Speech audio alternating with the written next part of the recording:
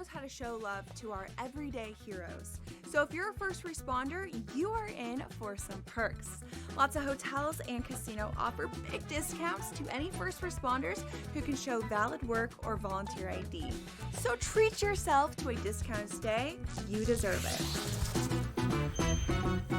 See you in Las Vegas. Let's get lucky.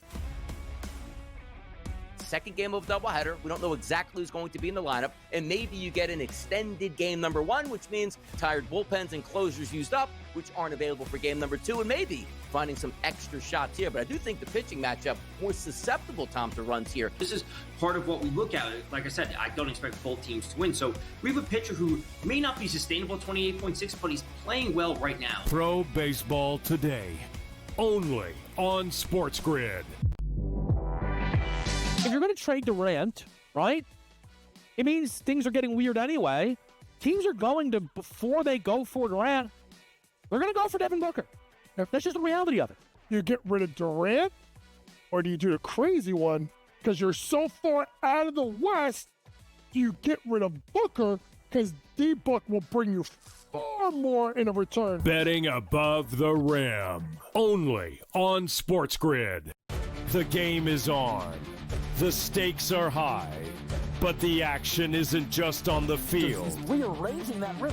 Get it inside! SportsGrid's in-game live. Your ultimate second screen experience. A little flyer, couple 18.5-point live line. Every prop, every play, every day. Anything can happen. It's complete chaos.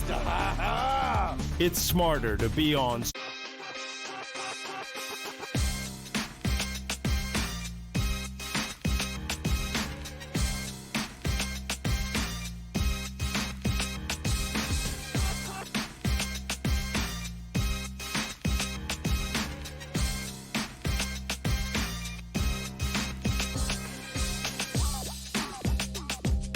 Game Time Decisions live with you on a Tuesday night. Kevin Walsh here for the next 90 minutes. We're a half hour away between Game 2 in an Eastern Conference semifinal matchup between Cleveland and Indiana. We have a lot to get to tonight, but we got to move things around. We just had big-time breaking news from Shams Charania of ESPN letting us know that tonight the Cavaliers will once again be without Darius Garland, but more notably, they will also be without DeAndre Hunter and the Defensive Player of the Year, Darius Garland, DeAndre Hunter, and the Defensive Player of the Year, Evan Mobley, will be out tonight for the Cavs.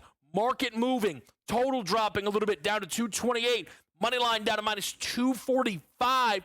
Cavs are just a 6-point favorite. Books initially, when they were posting Game 2 lines, thinking not only would Cleveland probably have Mobley and Hunter, but maybe get Garland back, needing the game. A 10-point number at one point, down to 6 across the board here. What will this Cleveland starting lineup even look like? We're finding this information out with you. I thought Garland would miss. I was hesitant to actually believe that you would not see Mobley in this game. Hunter, okay, maybe. I don't mean to be dismissive, but not a starter. Even though he was a big acquisition for them, he's not been as important as, say, Ty Jerome off the bench. But losing the Defensive Player of the Year in Evan Mobley really changes this basketball game. Prop-wise, the mind runs to Jarrett Allen, who is now going to have to play a substantial amount of minutes in this basketball game. The Cavs were better in game number 1 with one big on the floor as opposed to their double big lineups of Mobley and Allen. So there's an area in which this could help this team. My pre-show breakdown on this game is how unbettable the game really was until we were given word on these injuries. This is a regular season type of situation. It ends up happening in the postseason now, which for Cleveland, for those that don't know, my pick to win the NBA championship, how dangerous and how damaging are these injuries? Garland is now going to miss over 2 weeks of playoff basketball since the last time we saw him out there. Timetable doesn't seem to be clear, set, or obvious. The Cavs are down 0-1, not up 1-0. This is round 2 against a good Indiana Pacers team that was in the conference finals last year.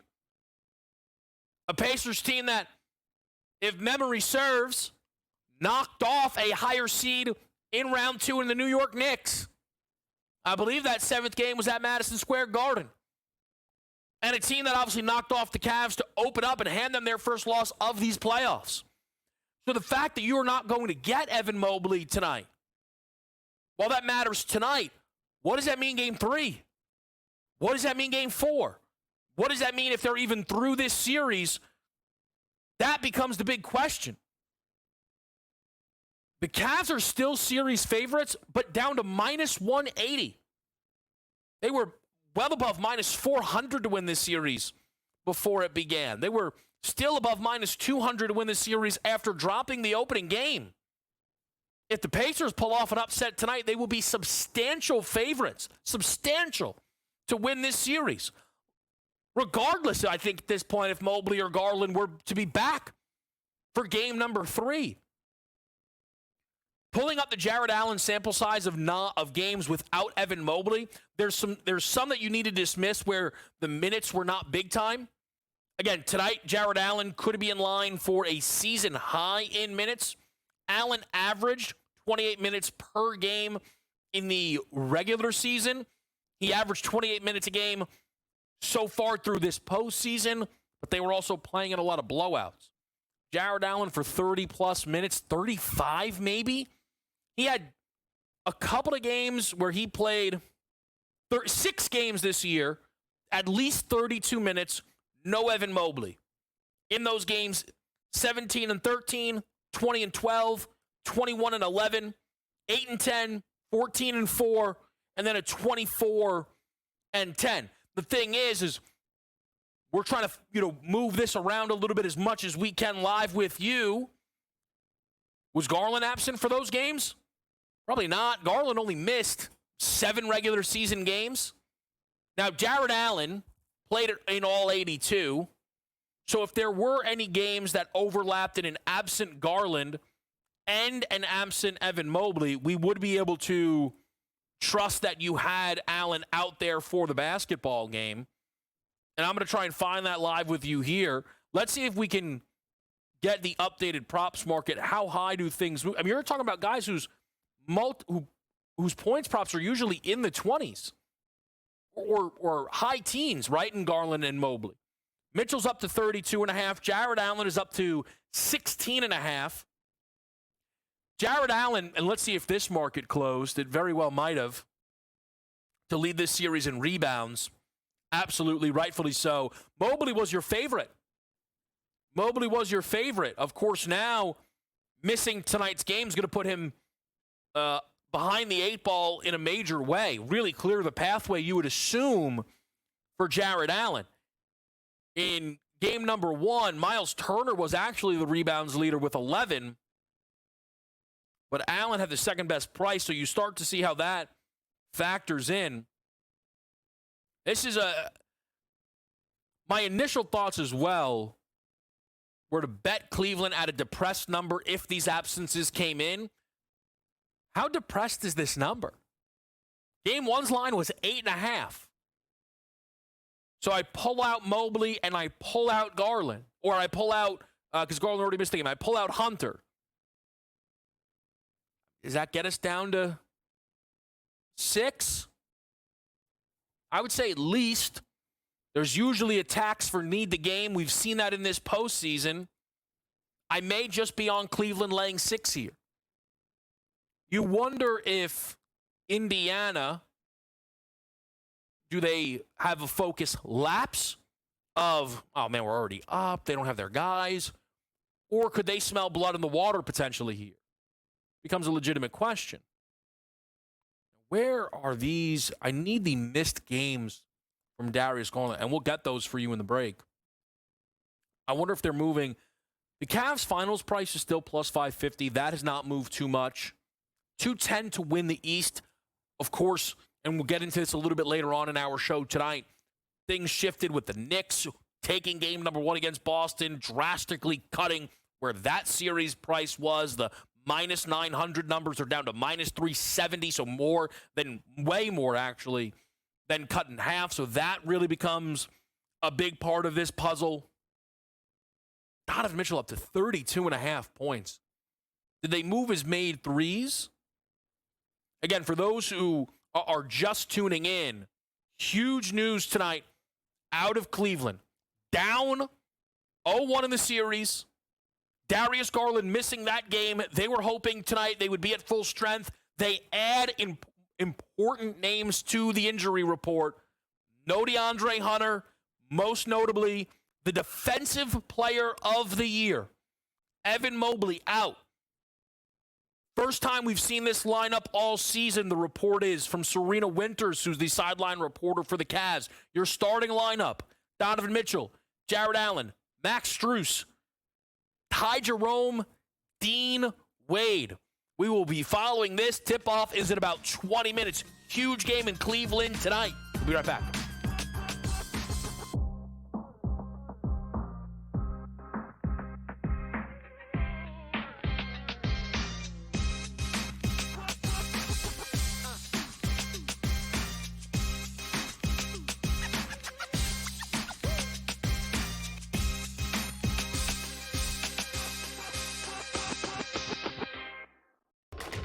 Enter into the magical world of McLuck.com, where even the smallest of spins can win real cash prizes. Adventure into over 1,000 of the best Vegas-style slot games. So what are you waiting for? Unlock your free welcome offer today. Join the fun where winners play and players win. Two guys that can do it all. Too much electricity this morning. This is a good time. We're having a lot of fun. I had to do a triple take. Ka-ching! Why? Because of parity. I didn't mean to offend. Yeah, it's not going to happen. Load management is a dirty word. Let him rip. You know what? Circumstances provide the results. What? How do you do this once? Oh, Donnie, you got such a good show there. A network that is booming. The Early Line, only on SportsGrid. We're going to go through every single thing, and I've got a great team behind me that's going to help me get the job done. I want this to be the place that people come to. There is going to be an energy to game time decisions that you will feel night in and night out. We are going to hit every single one of those markets that you need to know about. We will have everything at our disposal, and we will use that to our advantage. There is not going to be a better place, I promise you, than Game Time Decisions. I'm Kevin Walsh. Tune in to Game Time Decisions weekdays on SportsGrid. The game is on. The stakes are high. But the action isn't just on the field. Rearranging that roof. Get it inside! SportsGrid's in-game live. Your ultimate second screen experience. A little flyer, couple 18.5 point live line. Every prop, every play, every day. Anything can happen. It's complete chaos. It's smarter to be on SportsGrid.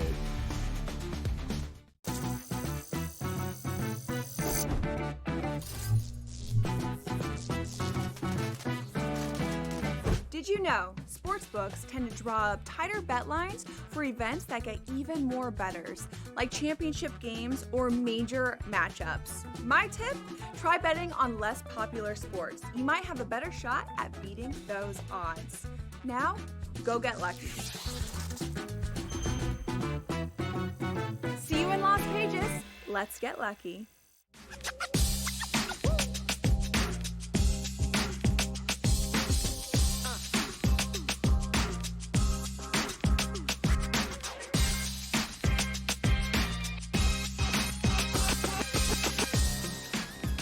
All right, back with you right here on SportsGrid. A lot to get to here on this Tuesday night. We do have Crew Best Bets, Crew Dinger Tuesday picks. The Cavs news obviously kind of just throws things off. Here's where we're at for Dinger Tuesday. Eddie Pajes makes the cut for Casino Chris. Starts it off with a double. You love to see an extra base hit. You would have loved to see it be a home run. I'm on Pajes as well as Will Smith from the Dodgers. Yarnell goes with Bryce Harper on the Phils tonight in their matchup with Tampa Bay. And then we've got, off the beaten path. Edgar Cuero for AJ from the White Sox tonight, with Seth Lugo getting the ball for Kansas City. I'm on Gunnar Henderson as my favorite guy at plus 480. I picked three teams tonight and played 2 from each. So I mentioned Smith and Pages along with Gunnar Henderson for Baltimore. I did play Ryan O'Hearn going in that game against Minnesota, and Pablo Lopez pitching for the Twins. And then I played on the Royals, Bobby Witt Jr. and Michael Garcia.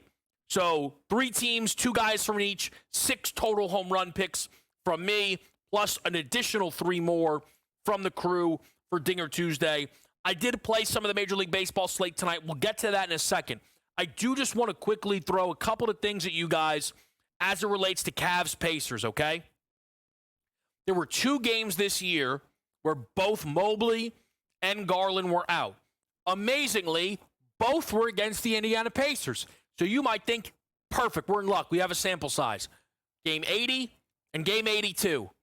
Largely fake games. Jared Allen was working towards playing all 82 games. It's the only reason he was out there. It just does not help us a ton.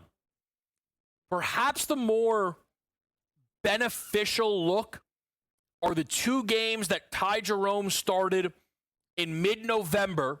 Now, he was starting in place of Donovan Mitchell, but starting nonetheless, and was great. Now, the games were against Charlotte and New Orleans.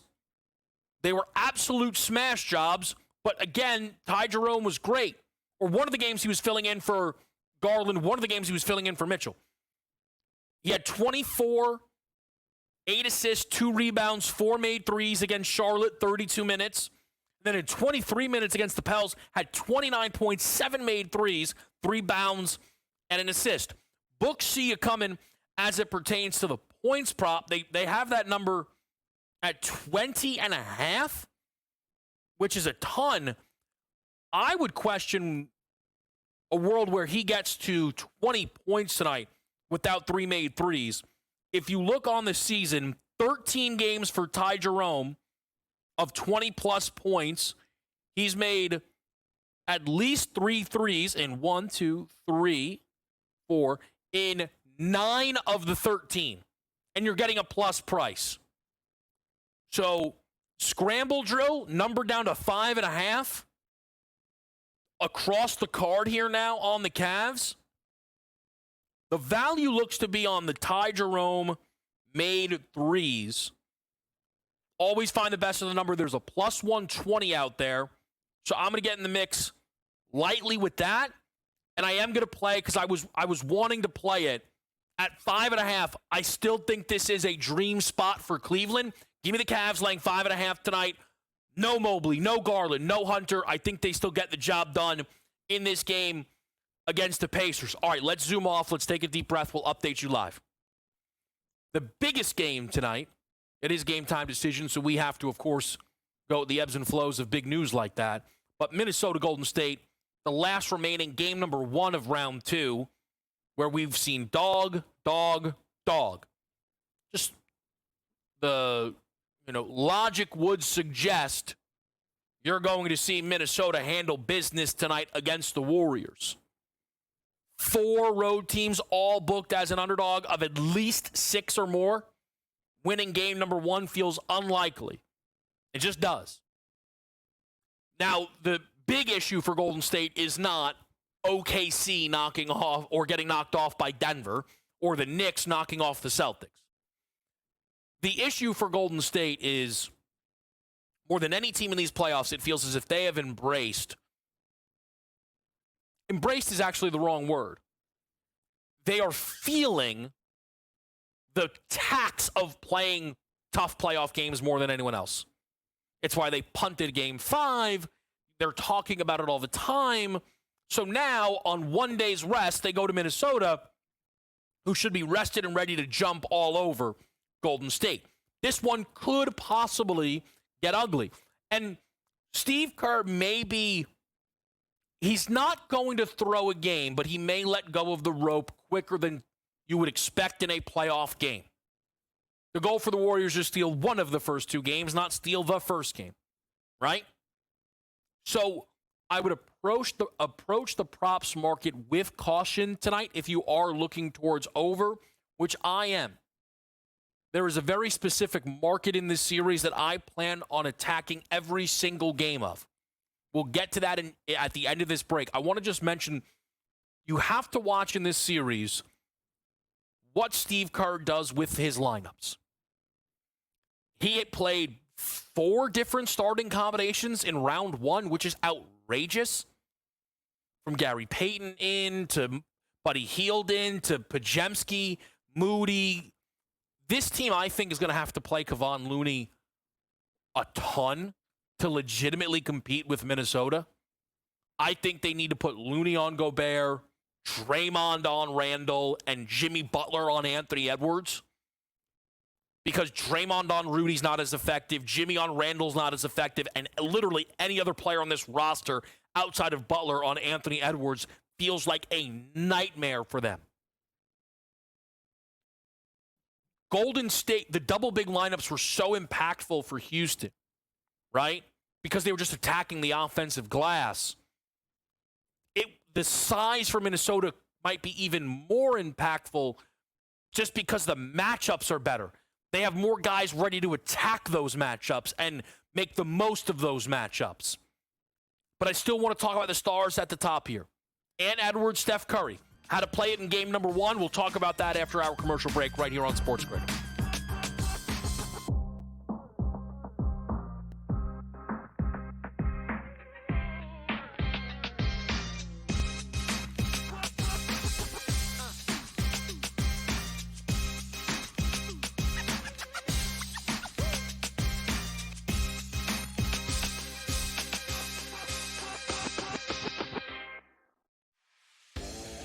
Think that there's something to the fact that they blow all these leads against the Edmonton Oilers? It's like the Oilers can be down 4 goals and they come back like it's nothing. We got a series now. I think this thing is going to reset, Scott. I think home ice advantage is going to hold true in this series. I think I told you that last week. I'm expecting this. I picked the Kings in 7 before the series started, and it's like plus 700. Pharrell Coast to Coast, only on SportsGrid.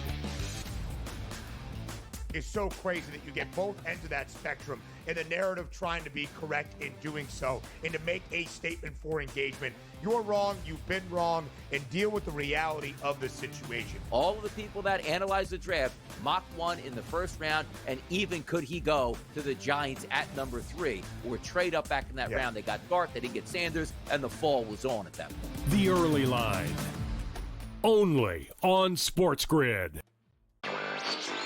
We're going to get a bunch of upsets. We're going to get a lot of craziness. Didn't happen as well. I mean, over the last calendar year, Sam, I don't ever recall 6 or 8 months of time in sports where the books lost, but here we are. They estimate FanDuel and DraftKings lost $185 million combined for March Madness. So estimating not just that they didn't have a profitable March Madness, but it was a huge loss for them as well. Newswire, only on SportsGrid.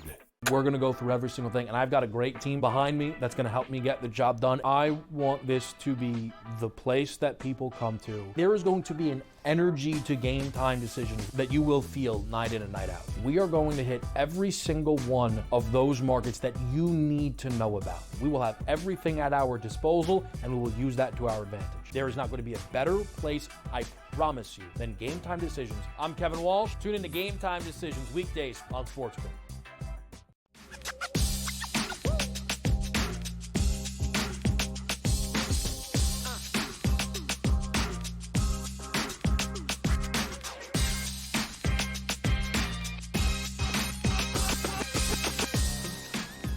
All right, live with you right here. It is Game Time Decisions. Let's kind of empty the notebook here. I'm going to play Anthony Edwards and Steph Curry over 8.5 made threes at even money in Game 1, and I'm just going to keep on playing this.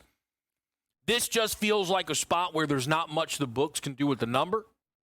So if I'm right, we should very consistently be getting this 8.5. These teams played 4 times this year.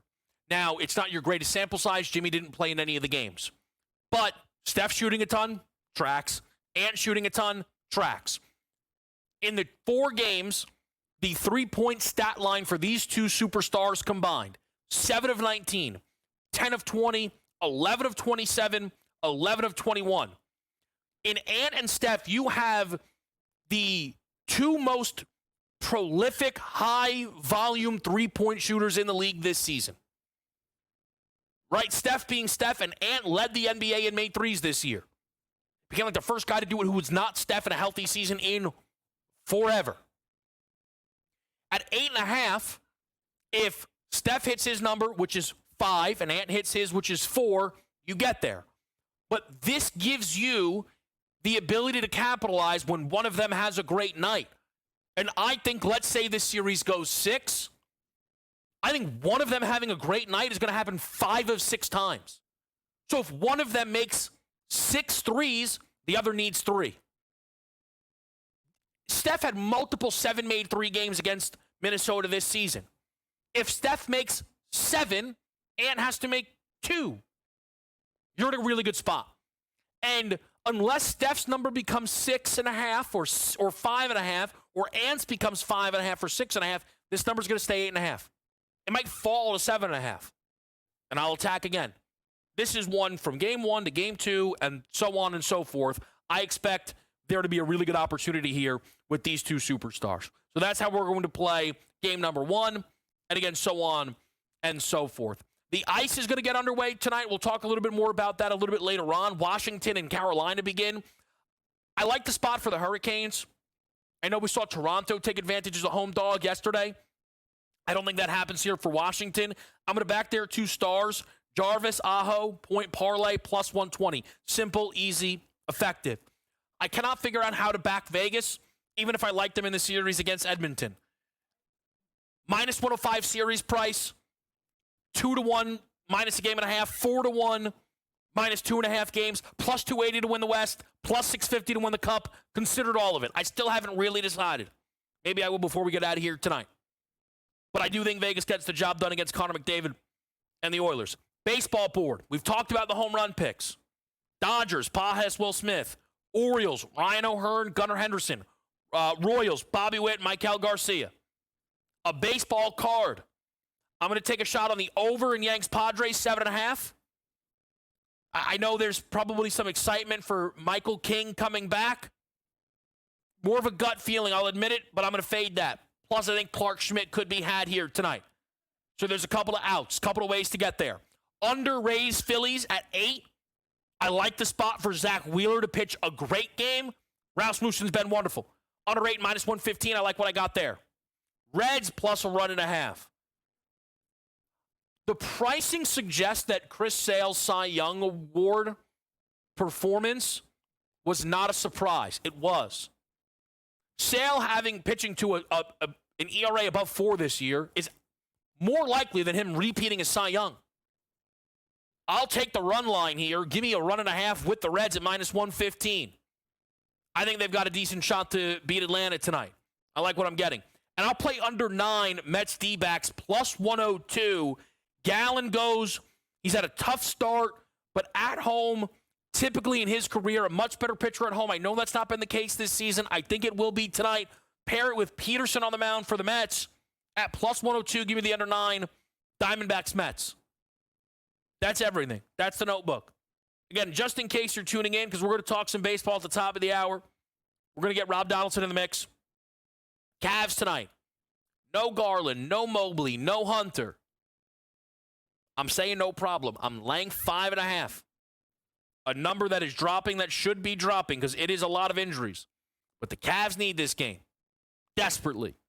And at home, I think they get it. I think they could get it by margin.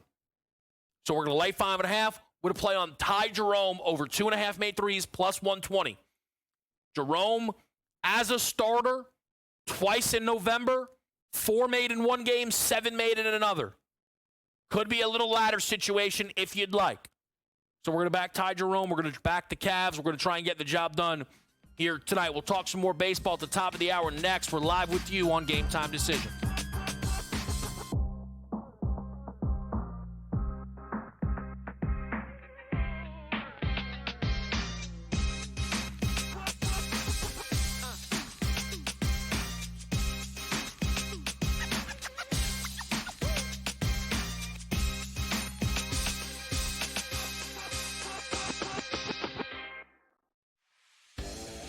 think that there's something to the fact that they blow all these leads against the Edmonton Oilers? It's like the Oilers can be down 4 goals and they come back like it's nothing. We got a series now. I think this thing is going to reset, Scott.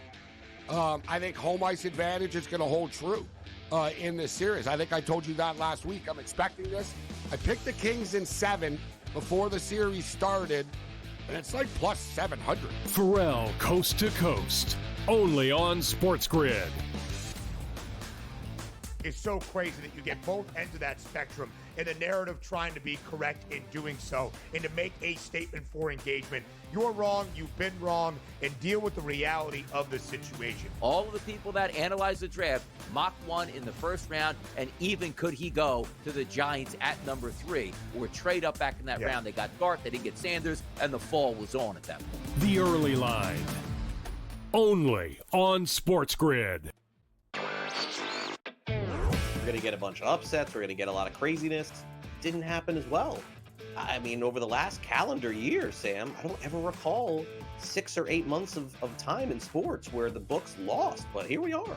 They estimate FanDuel and DraftKings lost $185 million combined for March Madness. So estimating not just that they didn't have a profitable March Madness, but it was a huge loss for them as well. Newswire, only on SportsGrid.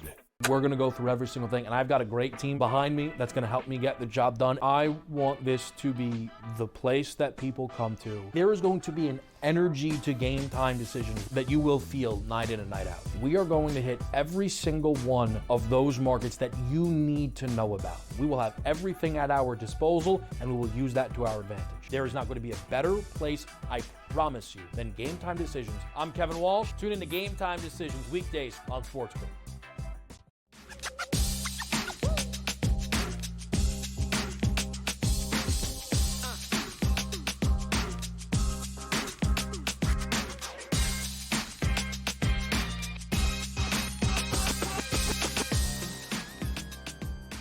Live right here on SportsGrid. Game Time Decisions. Quickly off the top, crew best bets. That's on me. In the mix tonight, I mentioned Ant and Steph over the 8.5 made threes. That's even money. Casino Chris. Backs, Skeens for 6Ks, minus 135. Not mad at it. Yarnell on the Timberwolves. Zags goes NBA tonight. Good for him. Lays 6.5. Rangers money line from AJ. Some love there for Texas. Rob Donaldson joins the show here. You guys have seen Rob plenty of times on the SportsGrid Network. Always great. Capping the baseball board. Rob, we appreciate you making some time. Finding a groove here with May getting underway. Yeah, you know, a lot of that cold front weather that we were getting in the month of April kind of has subsided for the most part. Still a little bit of chilly here in the low 60s, but we are getting to that premier baseball weather, which kind of neutralizes a lot of these, you know, maybe hitters that are struggling in the early going or the over dominant pitching. And so, yeah, it's been a nice little tune-up over the past couple weeks here. So let's dive a little bit into this slate tonight. I know there's some 7:05 games that are going to just kind of evaporate from us. Did you bother with any of those games? Yanks, Padres, Rays, Phillies, even the doubleheader that's going to get going, game 2 of Washington, Cleveland, maybe? You know, I didn't dab with any of those in particular, but, you know, a game that's going on right now that if you want to hop in, you know, Miami Marlins taking on the Dodgers, I still think that they're going to cover this 1.5 through the first 5, even despite already having a 1-0 deficit. So if you want to hop in on there, that's a bet that I'm riding and I still feel pretty darn good about. All right, so we'll keep our eyes on that. What's one of the games then that is really catching your eye tonight, Rob? You know, I'm looking at that Astros-Brewers game, and what I really like about the Astros in this spot, even with Wisniewski going on the bump, is that Chad Patrick on the other side is just a kind of a younger guy that I think is going to experience some real negative regression as the temperatures start to heat up and as the season just kind of goes on in general. And I do feel like the Astros lineup is due for a little bit more of a bigger boom than maybe some of their most recent games. And I do think they're going to end up putting up a 5 or 6 spot tonight en route to a good win. How do you feel about just the start to the season for Houston, where I feel like it was really underwhelming, but you look, it's so early. Nobody's ran away necessarily with the AL West. A's off to a nice start. Certainly Texas playing good ball. Do you have any thoughts, big picture, on Houston right now?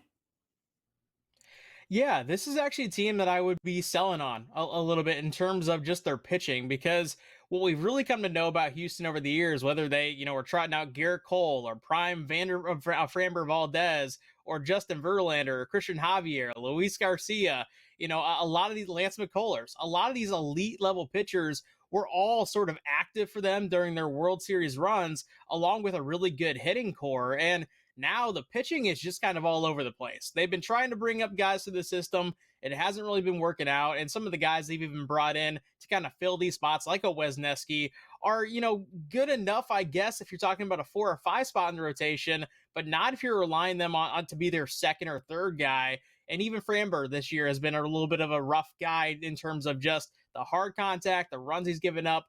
I'm a little bit of a seller because I just don't think you can overhaul your pitching staff at any point of the year, even if they decide to go all in at the deadline. Yeah, I'm fascinated to see if they're able to just find guys, because that is kind of, I think, been something they've been one of the best at, right, on a yearly basis. Rob, you're like, I remember last year they got swept by the Yankees to start the season, and they got their first win of the year because Ronald Blanco threw a no-hitter, right? Like, they just usually can find some guys. We know that they are capable of it. Speaking of Texas, any thoughts on their matchup a little bit later on in this slate here tonight, Rob? Yeah, a little bit postponed early on here, but I still really love the Rangers in this spot. When you look at Lucas Giolito, last year was complete scratch because of health concerns, and the last time we saw a full season out of him in 2023 with Cleveland, he was getting absolutely shelled. He's one of those guys that once the sticky stuff kind of breakdown came out, he was one of the main sort of guys that fell off in terms of his spin rate, velocity, all that sort of thing. And I do think that's going to be kind of the trajectory of his career moving forward as well. And when you're looking at the Rangers, his second career start, I get it. The Rangers have been a rough lineup, but I really do think they can get it right against a guy like Lucas Giolito. Yeah, it's going to be – he's one of those guys, right, you circle and you're like, all right, let's find out how much we can fade Giolito before right. All of the numbers let us know easily and often. That's right. Maybe the new Patrick Corbin, if you would. Minnesota-Baltimore, I know, has your eye tonight here. I played some hitters on the Baltimore side. I understand Pablo Lopez is routinely call it top 20 conservatively pitcher in baseball, but I think he's been had a little bit early season. I'm wondering if that could be the case tonight. There's some decent numbers, but I know you're interested in the Minnesota side of this matchup. Yeah, and I think this game is going to feature a lot of like neutral hitting conditions. So if you find an angle against a certain pitcher, I say you go ahead and attack it. There's no real weather factors at play in that game. But, to your point, I look at Cade Bovich in terms of the Baltimore starter, and he's just a guy that right now I think is going to end up in AAA sooner rather than later. Again, maybe just as a little bit of a tune-up to get right. Still a young guy, but my goodness, he is getting absolutely shelled every single time he takes the bump, whether it's on the surface numbers and actual run production, or those hard hits that kind of maybe are line drives right to a center fielder or a left fielder or a right fielder. And tonight, I'm really liking Carlos Correa, the way he's been swinging the bat. I think he ends up going yard. I like Byron Buxton as well to do some damage. And ultimately, I like the Minnesota Twins to score over 2.5 runs through the first 5 innings. Yeah, I think it all makes sense. I think Baltimore, we got a baseball heavy crew in the back, Rob, and they spent a lot of the offseason being like, you won't believe how much the Orioles are a fade for us, and this is just a team that's gonna. And I wonder if even they saw this coming. I know it's 33 games, but like they're in last again, right? A place that felt like they could not escape. You go back 2 years ago, they won 100 games. Last year, they make the playoffs, but they did absolutely nothing at the deadline. And I guess they were pleased with those results. They did even less this offseason. They were supposed to be trending in the right direction, and now they're sat here feeling like a long shot to even make the playoffs. It's pretty bad, Rob. Yeah, I mean, they can't hit lefties, whether it's a reliever out of the pen or a starting pitcher. They have the worst starting rotation in all of baseball due primarily to injuries, but at the same time, some of their own kind of, self-harm through the offseason of only signing these elderly arms like a Kyle Gibson and Charlie Morton and trying to make it work. And yeah, to your point, if they're facing a righty, they might be able to score 7 runs, but 7 runs might not be enough on a given night. And I right now, they just have so many holes that they're going to have to start selling some of this young core if they actually do want to make a push for the playoffs.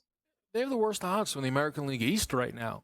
I mean, that is just that is so unacceptable when you consider what the trajectory. All I know is if this was the NBA, if this was the NFL, someone's getting fired already for this start to a season. Rob, we appreciate it as always, man. Best of luck on the diamond tonight. Thank you, man. Have a great rest of your show. All right, great stuff there from Rob Donaldson, man. Really helping us out, get set for the Major League Baseball card tonight. A really good Tuesday card. I know a lot of you out there, you kind of just get accustomed to betting home run bets on a Tuesday. That's kind of the case for me. There's still some profit boosts out there. As always, look, bring back the real Dinger Tuesday. That message will never die on this show. We just need it back. But it doesn't mean we're not in the mix. And I think we're still waiting for our first home run of this slate. Well, since things started, Nats Guardians game 1, we don't really acknowledge that all too much.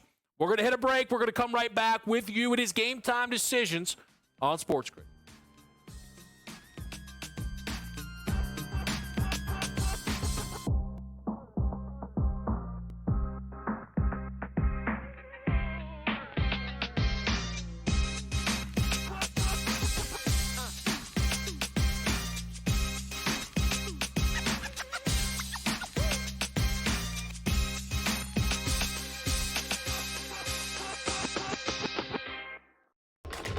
Enter into the magical world of McLuck.com, where even the smallest of spins can win real cash prizes. Adventure into over 1,000 of the best Vegas-style slot games. So what are you waiting for? Unlock your free welcome offer today. Join the fun where winners play and players win. Two guys that can do it all. Too much electricity this morning. This is a good time. We're having a lot of fun. I had to do a triple take. Ka-ching! Why? Because of parity. I didn't mean to offend. Yeah, it's not going to happen. Load management is a dirty word. Let him rip. You know what? Circumstances provide the results. What? How do you do this once? Oh, Donnie, you got such a good show there. A network that is booming. The Early Line, only on SportsGrid. We're going to go through every single thing, and I've got a great team behind me that's going to help me get the job done. I want this to be the place that people come to. There is going to be an energy to game time decisions that you will feel night in and night out. We are going to hit every single one of those markets that you need to know about. We will have everything at our disposal, and we will use that to our advantage. There is not going to be a better place, I promise you, than Game Time Decisions. I'm Kevin Walsh. Tune in to Game Time Decisions weekdays on SportsGrid. The game is on. The stakes are high. But the action isn't just on the field. He's rearranging that roof. Get it inside! SportsGrid's in-game live. Your ultimate second screen experience. A little flyer, couple of 15.5-point live line. Every prop, every play, every day. Anything can happen. That's complete chaos. It's smarter to be on SportsGrid.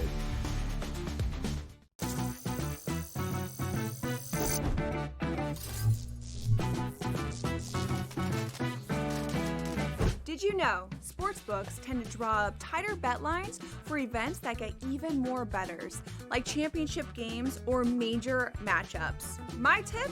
Try betting on less popular sports. You might have a better shot at beating those odds. Now, go get lucky. See you in Las Vegas. Let's get lucky.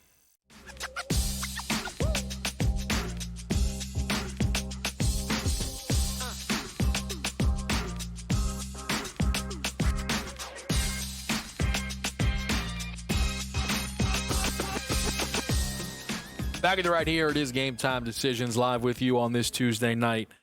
Great to have everybody in the mix. And a good opportunity now that we've mostly set up the board. We're underway in Caps Canes, underway in Pacers Cavs, baseball board starting to get more and more games. We can just kind of quickly put our eyes towards what we saw yesterday. And I'll start with just some through the odds stuff. Series leaders. I am very surprised that Jalen Brunson is not a bigger favorite to lead this series in total points. He was booked as the favorite on one book before the series began, and he outscored Tatum by 6. OG Anunoby is not a legitimate threat to lead this series in scoring. The books will tell you as much. 65-1 on one book, 45-1 on another. This is a two-man race, and for Brunson's odds to be sat at -110 on one shop, up 6, I am tempted. Jalen Brunson in this postseason has one game under 29 points scored. Now it was a 16-point game at home against Detroit. I know the idea is going to be the Celtics route and roll next game. But I want to try and get the timing right of that one. But I'm very interested with Brunson in that market. Series rebound leader, we talked about how if you wanted to fade Cat, play Tatum and Hart. I think it would be unlikely, both had a legitimate shout. Cat gets 13 rebounds in game 1. Hart gets 11, but the lead man was Tatum at 16. But here's the big difference. 45 minutes for Hart, 44 for Tatum, 31 for Cat. That type of foul trouble for Karl Anthony Towns, I don't think is bankable. Over -300 favored in this market, down to -115 on one book, trailing only by 3 bounds. I'm interested in Cat in this market. Now at -115, it's not a drop everything you're doing type of bet, but I'm tempted. The assist leader, tricky. You got 7 out of Mikal Bridges, 5 out of Brunson, and 6 out of Tatum. I would wait. I wouldn't run to do much of anything. Now, I did have one pre-series bet that is done after game 1, which is Kristaps to lead the series in threes. All the CLV in the world's not going to save you from 0 attempts in just 13 minutes. Kristaps being unavailable, I can't sit there and say, I didn't see that coming. I believe the report suggested he was kind of sick, some stomach issues. I don't know if that means he's going to be back for game 2. He didn't look good in his 13 minutes that he was out there anyway.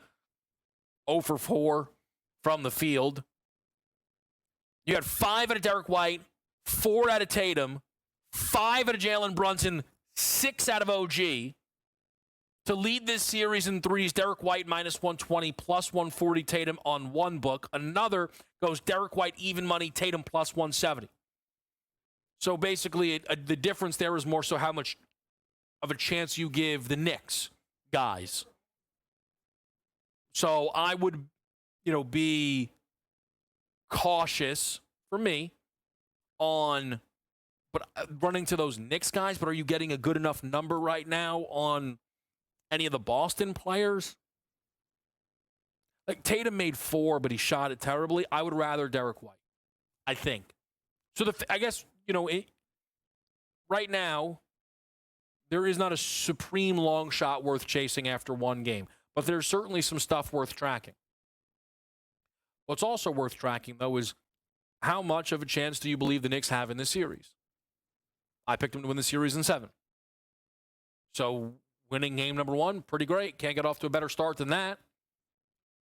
But the prevailing notion, the Boston Celtics won't miss 45 threes again. Yeah, you're right. They also won't take 60 threes again.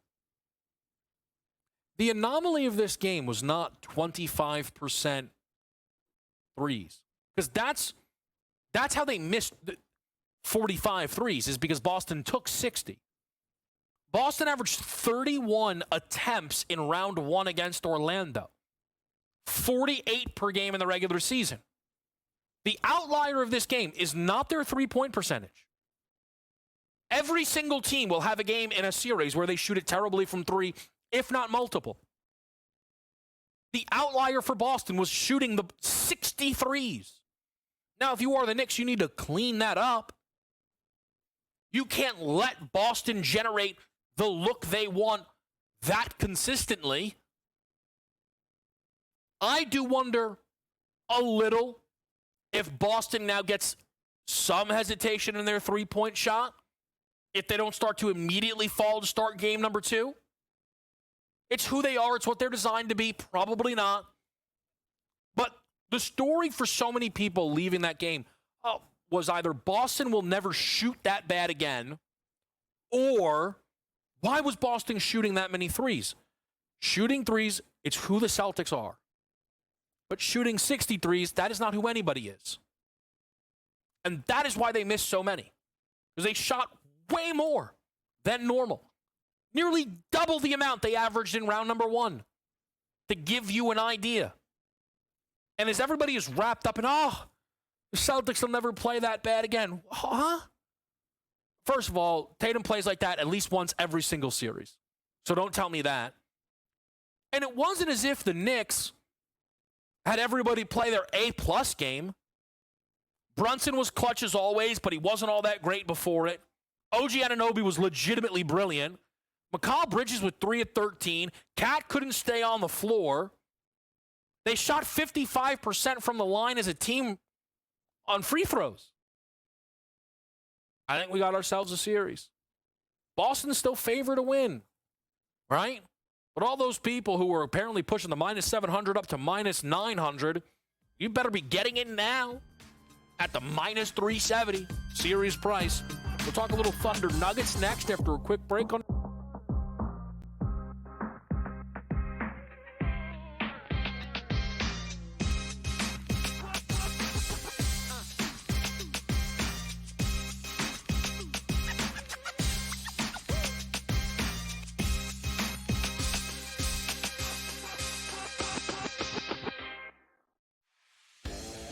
Think that there's something to the fact that they blow all these leads against the Edmonton Oilers?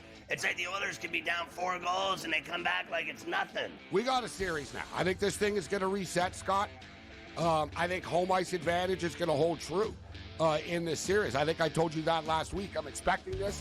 I picked the Kings in 7 before the series started, and it's like plus 700. Pharrell Coast to Coast, only on SportsGrid. Is so crazy that you get both ends of that spectrum and the narrative trying to be correct in doing so and to make a statement for engagement. You're wrong, you've been wrong, and deal with the reality of the situation. All of the people that analyzed the draft mocked one in the first round, and even could he go to the Giants at number 3 or trade up back in that round. They got Dart, they didn't get Sanders, and the fall was on at that point. The early line, only on SportsGrid. We're going to get a bunch of upsets. We're going to get a lot of craziness. Didn't happen as well. I mean, over the last calendar year, Sam, I don't ever recall 6 or 8 months of time in sports where the books lost, but here we are. They estimate FanDuel and DraftKings lost $185 million combined for March Madness. So estimating not just that they didn't have a profitable March Madness, but it was a huge loss for them as well. Newswire, only on SportsGrid. We're going to go through every single thing, and I've got a great team behind me that's going to help me get the job done. I want this to be the place that people come to. There is going to be an energy to game time decisions that you will feel night in and night out. We are going to hit every single one of those markets that you need to know about. We will have everything at our disposal, and we will use that to our advantage. There is not going to be a better place, I promise you, than Game Time Decisions. I'm Kevin Walsh. Tune in to Game Time Decisions weekdays on SportsGrid.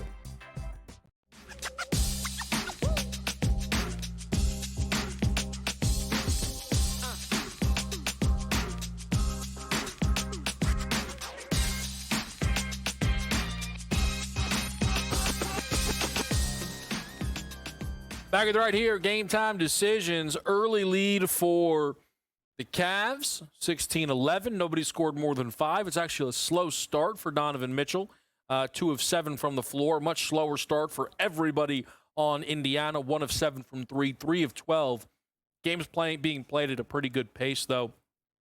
So that dropping total down to 221.5 with the lack of shooting makes sense. But it could pick up in an instant, so you're going to certainly want to keep your eyes on that. Major League Baseball board right now, Dodgers up 1-0, Phillies up 1-0. We don't have scores anywhere else. We'll get those to you as they do come in. I want to quickly talk a little Oklahoma City and Denver with the people. Nikola Jokic and the Nuggets getting themselves a huge win. It's interesting in that if you believed in Denver winning the series, you would not say that they needed game one. You would probably say they needed to win one of the first two games. But I think no matter who you are, Denver winning this game likely changes how much of a chance you think they have. I felt as if they had about a 0% chance, and that number has to go up now with a series lead. But I do think, how would we feel Denver's chances are to win this series? Would it be if Aaron Gordon missed the three? Or more importantly, if Mark Daigneault didn't set fouling up three back like 100 years with his approach in this game? Because that is, look, it's very tough to lose a game on a play when you have so many possessions, but SGA dunks the basketball to go up 2 on an inbound in which Jokic wasn't on the court for because he had 5 fouls, so he couldn't foul anybody. So why would you have him out there? Right? That makes all the sense in the world. But SGA dunks it. Denver has no timeouts. Jokic isn't on the court. There's 10 seconds left. And the Nuggets have to go the entire court. Can't beat you unless they get an end 1-3. And they fouled immediately on the inbound, 80 feet from the basket. It is such a bad decision. You have to almost, because the people involved, Caruso committed the foul. Daigneault is obviously a good coach. There had to be a miscommunication. Like, the thought process had to be, hey, we're going to still foul up 3, but let them, the territory has to be dangerous. Caruso's thought had to be, we're just fouling up 3 whenever. There's no way they thought fouling 80 feet from the basket with Jokic off the floor, up 3, with 10 seconds left was the right decision. Because it was one of the worst decisions you will ever see, and it absolutely cost them that basketball game. Way more than Chet's missed free throws. Way more. Again, the worst case scenario in that instance is being realistic, because they're not going to get an N1-3, right? If you're not fouling up 3, the worst case scenario is Denver ties the game with like 2 seconds left, and you have a timeout as Oklahoma City to avoid overtime, and you'll take your chances in overtime because Jokic has 5 fouls on him. So I just bring this up in that if OKC was up 1-0, which any reasonable person would say they absolutely should be, right? This team's, percentage to win that game was 90% with very little time remaining. Their price to win the West would be minus 300. Their price to win the series would be minus 1,100. And instead, you get minus 320 on OKC to win the series. Minus 145 to win the Western Conference. Give the Nuggets credit. They can absolutely be competitive on a game-to-game basis. I still can't see them winning this series. And I've certainly been looking and contemplating, what's the most aggressive and best way to back OKC. The thing is, we're getting under 4-1 for them to win the next 4 games. With 2 of those being in Denver, it doesn't feel like we're getting a great price. But it does suggest that the belief that is out there in OKC remains really strong, and I tend to agree with that belief that they will get the job done. There is some very serious legacy stuff on the line, though, for Jokic in a positive way. If they can get this done, we'll quickly mention that. Update the live board after the break.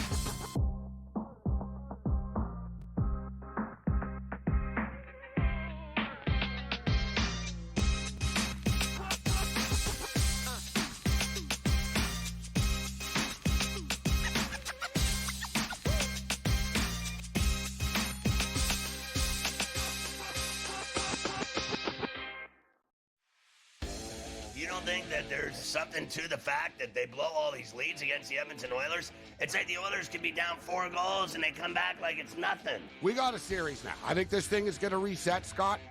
I think home ice advantage is going to hold true in this series. I think I told you that last week. I'm expecting this. I picked the Kings in 7 before the series started, and it's like plus 700. Pharrell Coast to Coast, only on SportsGrid. It's so crazy that you get both ends of that spectrum and the narrative trying to be correct in doing so and to make a statement for engagement. You're wrong, you've been wrong, and deal with the reality of the situation. All of the people that analyzed the draft mocked one in the first round, and even could he go to the Giants at number 3 or trade up back in that round. They got Gart, they didn't get Sanders, and the fall was on at that point. The early line, only on SportsGrid. We're going to get a bunch of upsets. We're going to get a lot of craziness. Didn't happen as well. I mean, over the last calendar year, Sam, I don't ever recall 6 or 8 months of time in sports where the books lost, but here we are. They estimate FanDuel and DraftKings lost $185 million combined for March Madness. So estimating not just that they didn't have a profitable March Madness, but it was a huge loss for them as well. Newswire, only on SportsGrid. We're going to go through every single thing, and I've got a great team behind me that's going to help me get the job done. I want this to be the place that people come to. There is going to be an energy to game time decisions that you will feel night in and night out. We are going to hit every single one of those markets that you need to know about. We will have everything at our disposal, and we will use that to our advantage. There is not going to be a better place, I promise you, than Game Time Decisions. I'm Kevin Walsh. Tune in to Game Time Decisions weekdays on SportsGrid.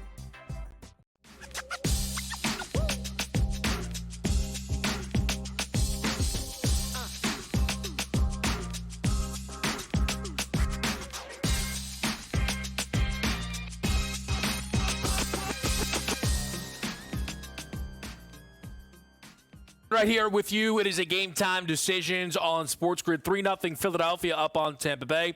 Homer for Schwarber got it started. Alec Boehm tacked on, had the under there. So a lot of it's now going to be on Wheeler, who I expected to be great. It's early, but, Bills could certainly blow this up with their offense. Texas got on the board, which is good for the Rangers' best bet, which came from AJ here on today's show. So we like to see that. Murphy comes in, Yanks Padres, game 2 of Washington, Cleveland, and as well as Atlanta and Cincinnati. So we'll follow that. Again, the Braves push back towards 500. They have not been 500 at any point this season, except for when they were 0-0 to begin the year. They have won 2 consecutive. They have 3 more consecutive games here. They're supposed to win today with Chris Sale on the mound. We'll see if they're able to do that. But that's where things are on the baseball board. If you're just tuning in, some home run guys that I played that have not yet started for the Orioles tonight.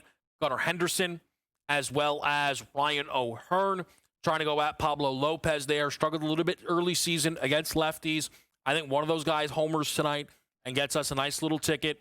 And then in the game between the Royals and the White Sox, give me Bobby Witt Jr., give me Michael Garcia for Kansas City in their matchup tonight going against Sean Burke and the White Sox.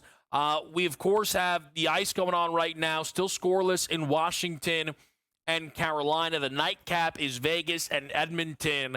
And live on the case, that, of course, would be Dave Sharapan. Consig, always good to see you, sir. The red Knights hat, an alternate. I like your style. What's the buzz in town with game number 1 of Vegas, Edmonton tonight? It's finally happened where I think everybody's kind of caught up in it. Like, hey, wait a second. The Knights are in the second round of the playoffs. Let's go. A little buzz around the neighborhoods. At the grocery store, everybody's got a flag, a banner, a shirt, something, a hat, who knows what. But home game in town, it's a lot of fun. I don't know. They opened this series the other way. The series prices come back to the Vegas side. The steam came on Vegas today. We'll see. I kind of like Vegas. I like the under if you can find the 6.5s pretty much everywhere. So we're looking at that. I got under in the Caps and Carolina. What's going to happen, K-Dub, is the second round changes a little bit from the first. I think things tighten up, ice a little harder to find space, and we get more games that'll go to the under because we saw a lot of overs and we saw a lot of like third period, multi-goal third periods, empty netters, all kind of stuff. Expect these series to be a little more close to the vest. One thing that popped out to me as I was trying to find some angles within this matchup is for Edmonton series against LA, they consistently got shots on net and they forced a ton of saves out of Kemper. Mm-hmm. The Hill number, guy. Yes. Listen, we step up. I love 24.5 is the number for Hill, which would have been a clean over when you talk about the Kings. Vegas' defense is a little bit different, right? Correct. Vegas is, not going to try to allow that many. I think it's one to track. I think it's one you want to keep your eyes on. I'm not going there tonight. I agree with you, Dave. Kind of trying to figure out. I'd like to back Vegas. I just don't know what's the market. Like they're all of the options are in the notes.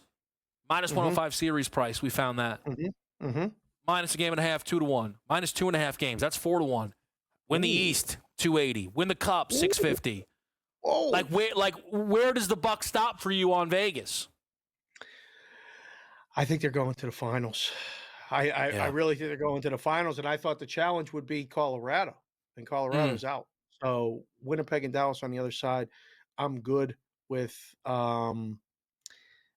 There's the odds right there for the Stanley Cup. You got to think the Stars are going to win and beat the Jets, and then the Knights will have to play the Stars and everything that they have going for them. That's going to be a hell of a series if it gets there. I don't want to look past Edmonton, though. I really – something happens when you change the goalie for the team, for the room, for everybody. And they made that change, and they win 4 straight. Against the Kings. They got all the momentum in the world. We'll see first period tonight. I like the first period under. Okay. I think Edmonton's going to kind of not play cautiously because they shouldn't, but I think they're going to keep it a little bit tight where let's just play a road game here. Now all the steam's on the over, K-Dub. I just clicked refresh on my odds screen. I mean, there's 6.5 over minus 130s right now. So you can get under 6.5 plus money. I'd tell you, I'd rather, for me, and I know Vegas is supposed to be a different animal, I'd rather let these teams play the under, and I'll meet you at the window for the next game. Because there you go. You know what I mean? I'll meet you at the window for the next one. Let's get a first quarter update. 32-15 Cavs. Like what we're seeing there. Donovan Mitchell nearly outscores the Pacers on his own. Man. The question is, all them guys are sitting. That line crashed. Everybody was on the other side. What happened? Do you know anybody who laid 5.5? I don't actually, but I haven't checked with anybody. I saw it. I'm guessing you did. Yeah. Did you like it? Yeah. Yeah. My thought was, give me the cheapest number possible, even if it costs me a lot of guys being available. And once it got down to 5.5, I was like, okay, I'm definitely in. Here's the thing, though. Dave knows this. We've done a lot of shows together. I'm now annoyed because now, I've made the genius wager, right? Best of the number, up a gazillion. I can't sit here and watch this game finish 104-100 Cleveland. I just can't. No. But I think this is just going to be ugly. I think if you're a prop 14.5, K-Dub? Do you want to take 14.5? It's what it is right now. No, I really now? don't. I don't. What's the Pacers team total? Let me see. 100.5. They don't get there. Yeah. They won't get there. No, I don't think so. You? 85 more? I don't see it. I think it's a layover night. The total for the game's 217.5. Halliburton's blowing up every really prop tonight. No chance he gets to 15.5. Wow. It's a sweep. Boy, the books had a good night last night, K-Dub.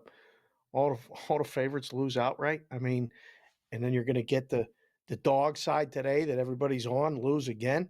I mean, the NBA playoffs are turning here a little bit for the books. Yeah. You know what? I might even. The problem is you can't really get these numbers. Let's just see what the points plus assists for Halliburton. I would legitimately look under. Let me just see if I can find the number for people here to give them an idea of what the price at least looks like. 22.5. He's at 2 after 1. Might not play in the fourth. 22.5 with the under juiced. Under got to be minus 1. Minus 105. Oh wow. Okay. I was going to say Minus 105. 20, right? At this point, you got to say, is he going to get 20? Wow. He's not. Okay.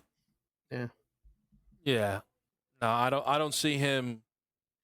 I'd probably rather under the points, but just in general, it's going to be an ugly game for the Pacers. That's just how it feels to me now. Again, like if you have a prop, you hope to get in, get out. Right.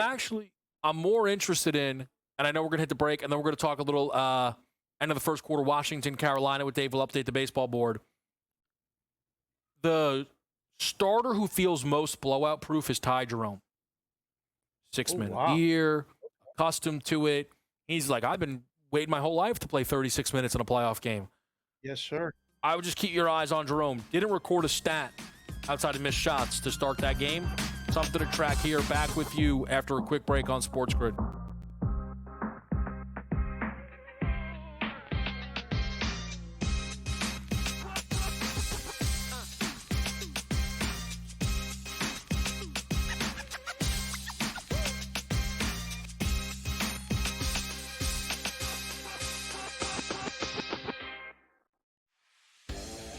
Think that there's something to the fact that they blow all these leads against the Edmonton Oilers? It's like the Oilers could be down 4 goals and they come back like it's nothing. We got a series now. I think this thing is going to reset, Scott. I think home ice advantage is going to hold true in this series. I think I told you that last week. I'm expecting this. I picked the Kings in 7 before the series started, and it's like plus 700. Pharrell Coast to Coast, only on SportsGrid. It's so crazy that you get both ends of that spectrum and the narrative trying to be correct in doing so and to make a statement for engagement. You're wrong, you've been wrong, and deal with the reality of the situation. All of the people that analyzed the draft mocked one in the first round, and even could he go to the Giants at number 3 or trade up back in that round. They got Dart, they didn't get Sanders, and the fall was on at that point. The early line, only on SportsGrid. We're going to get a bunch of upsets. We're going to get a lot of craziness. Didn't happen as well. I mean, over the last calendar year, Sam, I don't ever recall 6 or 8 months of time in sports where the books lost, but here we are. They estimate FanDuel and DraftKings lost $185 million combined for March Madness. So estimating not just that they didn't have a profitable March Madness, but it was a huge loss for them as well. Newswire, only on SportsGrid.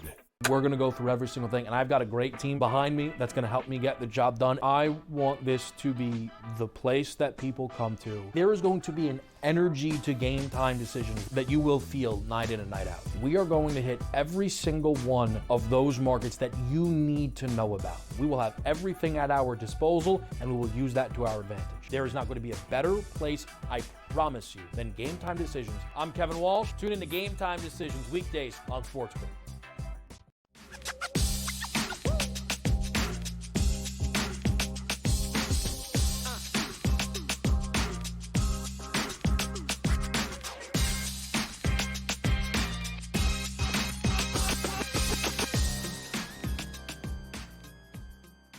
All right, Game Time Decisions in the mix on a Tuesday night. Kevin Walsh with you. We're joined by Dave Sharapan, who you'll be able to catch on In-Game Live tonight. They'll undoubtedly be following the postseason action, NBA and NHL. We're scoreless early in Carolina, Washington. You mentioned dogs coming in the NBA, maybe gets people to bet some dogs for tonight's NBA card. Toronto takes game 1 off of Florida. Did that lead to some Washington looks out there in their matchup with Carolina tonight? No, it's crazy. Like, I don't understand where.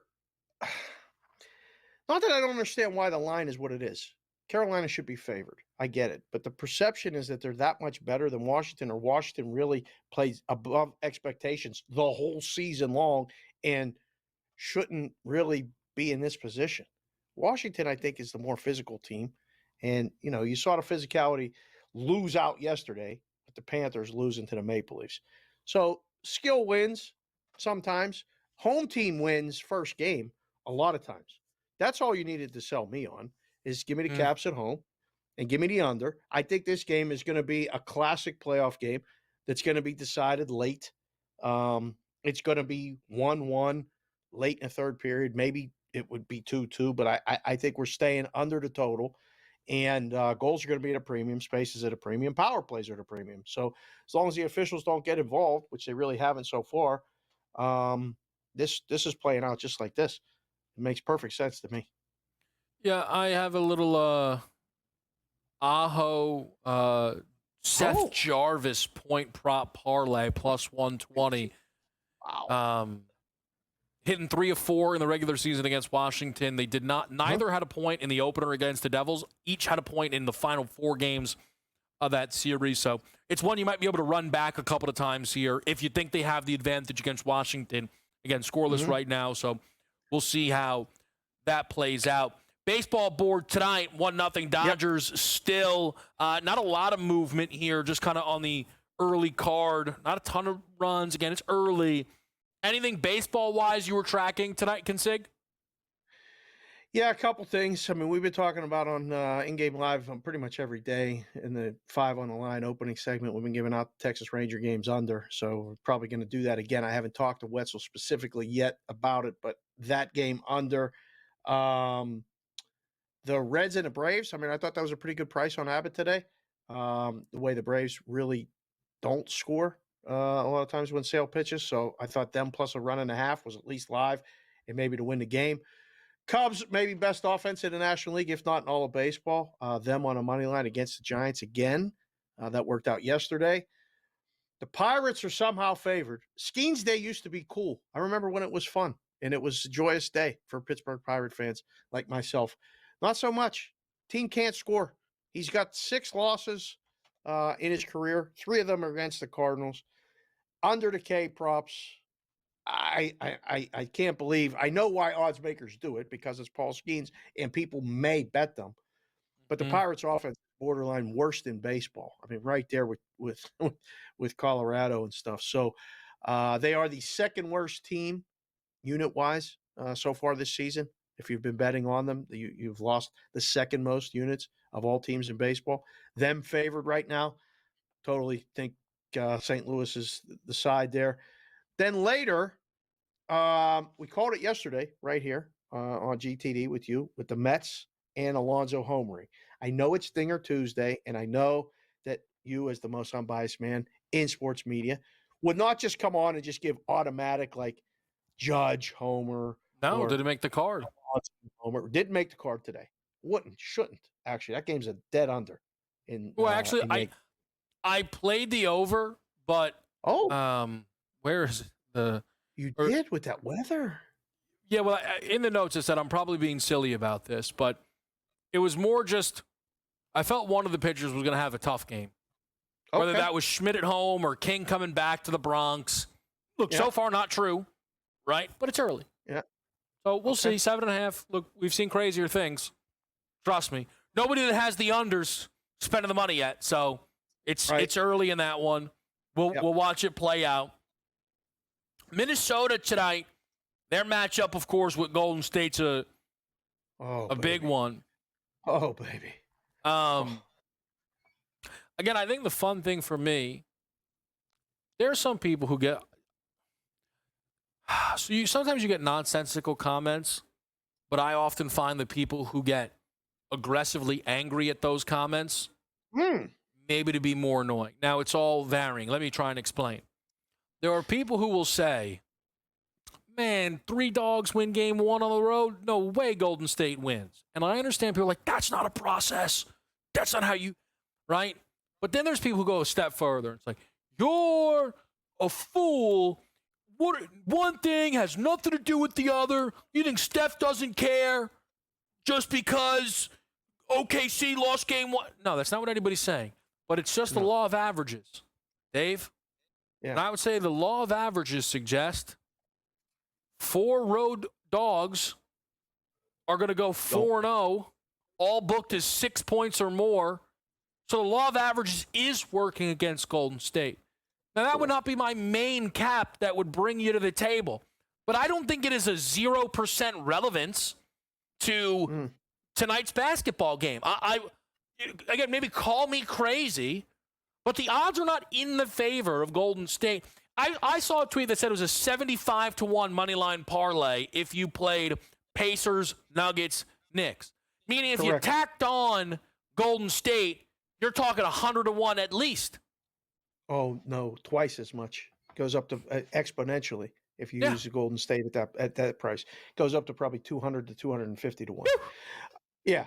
And wild, right? Like a lot of things had to happen the Pacers won that game outright, just took it from them. The Knicks came back from down 20 in the second half. And I don't want to say OKC gave the game away, but Denver won it, hung around long enough. No, they gave it away. Yeah, that's fine. Good. Thank you. They gave it You away. said it. Yeah, they gave it away. But we'll see. Like, I think Minnesota, the matchup, we had JY on BVB today. Who's going to cover the guys in the middle? It's a bad matchup. We'll trade some questions. We'll get out of here. We're live with you. It is Game Time Decisions on SportsGrid.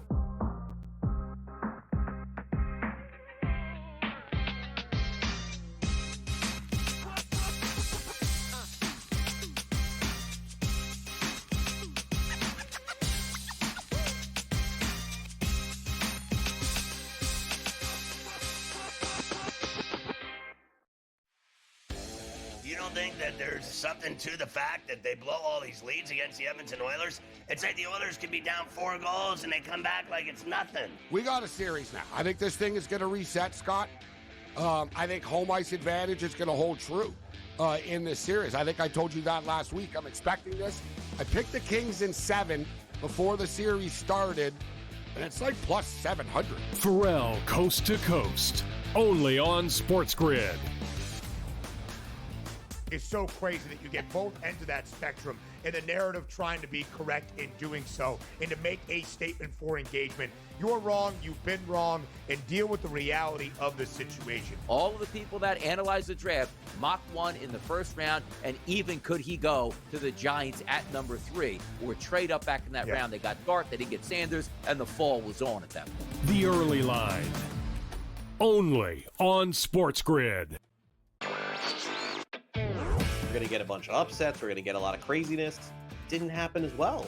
I mean, over the last calendar year, Sam, I don't ever recall 6 or 8 months of time in sports where the books lost, but here we are. They estimate FanDuel and DraftKings lost $185 million combined for March Madness. So estimating not just that they didn't have a profitable March Madness, but it was a huge loss for them as well. Newswire, only on SportsGrid. We're going to go through every single thing, and I've got a great team behind me that's going to help me get the job done. I want this to be the place that people come to. There is going to be an energy to game time decisions that you will feel night in and night out. We are going to hit every single one of those markets that you need to know about. We will have everything at our disposal, and we will use that to our advantage. There is not going to be a better place, I promise you, than Game Time Decisions. I'm Kevin Walsh. Tune in to Game Time Decisions weekdays on SportsGrid.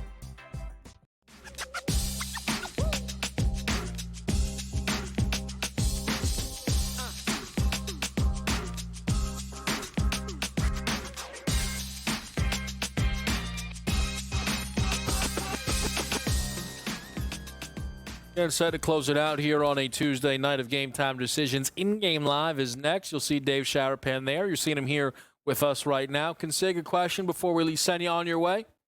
Yes, sir. What's going on in Sacramento where the A's are playing has been a real challenge with the total, right?